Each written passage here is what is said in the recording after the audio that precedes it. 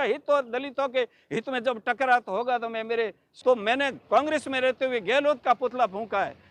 फूफड़ो नाराज है तो बुआ ने घरे राखे। मेरे जरूरत नहीं है उन पार्टियों की जो मेरे हकों के और कुठारा घात कह रहे हो। ये ज्यादातर अनुशासन का पाठ और ये लोग है जो है ना कि तुम हमारी पार्टी में उधर कैसे गए। मैं आपको क्लियर करना चाहता हूं, मैं आजाद ख्यालों का आदमी हूं। ओवैसी बाबा साहेब के बारे में भारत के संविधान, और मैं ये कहता हूं ओबीसी क्या देशद्रोही है क्या?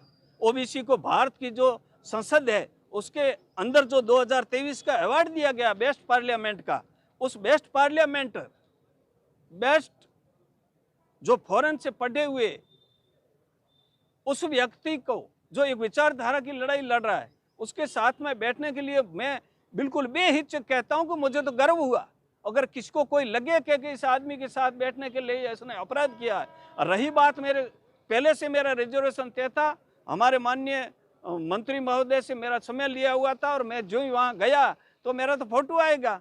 और मेरे काम के लिए जो हमारे मंत्री महोदय वो वित्त मंत्रालय में मेरे साथ चले, दो मंत्रियों के साथ में जो मैं बैठा हूं, इसका मतलब ये मैं किसी की औरत नहीं हूं कि तू उसके साथ में कैसे फोटो आ गया। क्या मानसिकता है लोगों की। अच्छा उदयराम जी, अब कहाँ से चुनाव लड़ेंगे आखिर में, या चौटन या कौन सी पार्टी से लड़ेंगे ये तो वक्त बताएगा।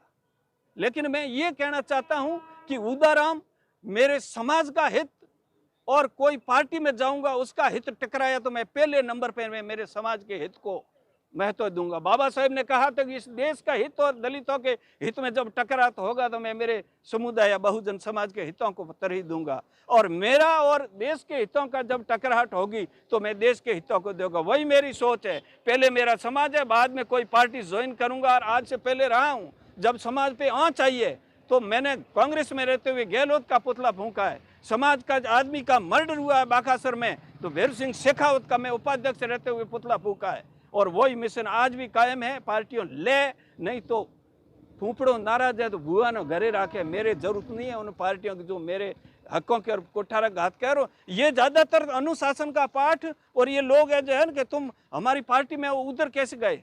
अरे मेवाराम जी, जैन साहब के ऑफिस के अंदर आरएसएस के जो संघ के लोग, बीजेपी के लोग, हिंदू मुसलमान 24 घंटा, उससे तो कोई अखबार वाले कभी आप लोग भी प्रश्न नहीं करते हो कि आप किस लिए आए हो भाई। ये तो मेवाराम का, तो ये कांग्रेस का कार्यालय है यार। हद कोई। हम अनुसूचित जाति के लोग होने के लिए इसके गुलाम है क्या पार्टियों के? अच्छा उदयराम जी, ओवैसी ने एक ऐसा बयान दिया था, अमीन साहब को लेकर बयान दिया था, उस पर कुछ प्रतिक्रिया? मैंने दिया था बयान, मेरे बयान की तायद की है ओबीसी जी ने। मैंने कहा कि 45 साल लगातार अनुसूचित जाति के लोग अमीन साहब के साथ रहे। एक बार अनुसूचित जाति का व्यक्ति जो निचले तबके का, उसने चुनाव लड़ा और 51,000 वोट सामान्य सीट पे लाया और लाने की वजह से सामान्य अमीन साहब चुनाव जीत गए। और जीतने के बाद में जो 45 साल तक जिस वर्ग ने, जिस पार्टी ने अमीन साहब के सामने चुनाव लड़ा, वो पार्टी उनका दुश्मन नहीं। और अनुसूचित जाति का व्यक्ति एक बार चुनाव लड़ने से उनका दुश्मन बन गया। और जब लोग आते हैं तो तेरे, अरे भाई लिस्ट लाइए, तुम्हारी वोट नहीं मिले। अरे भाई, अगर हमारी नीयत खराब होती है तो मैं अमीन साहब को कहता हूँ कि अगली बार जीत के दिखा दे, तब मैं मान लूंगा। हमारे को करना क्या है, सामने पक्ष के साथ खड़ा होना है। अब तो ओबीसी जी आ गए तो इलाज जच के इलाज करेंगे, इनको मैं चुनौती देता हूँ। तो सुना है कि अमीन साहब अपने बेटे को इस बार चुनाव लड़ा रहे। डेमोक्रेसी है, चुनाव लड़ना उनका अधिकार है। लेकिन जब इस तरीके के जो 5 साल में हमारी जो बहन बेटियां चुनी हुई थी पंचायती राज में, उनके साथ में क्या किया अमीन साहब ने, पंचायती राज पुनर्गठन में हमारे साथ में क्या किया।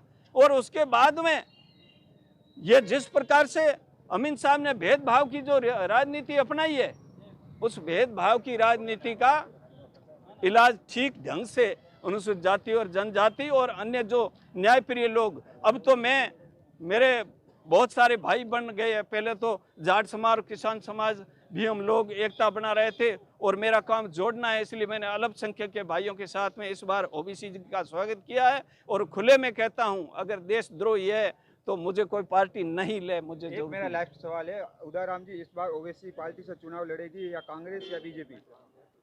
कौन? मैं अभी तक मैंने कहा ना, मैं किसी पार्टी में हूं ही नहीं। भविष्य में क्या होगा ये तो भविष्य ही बताएगा।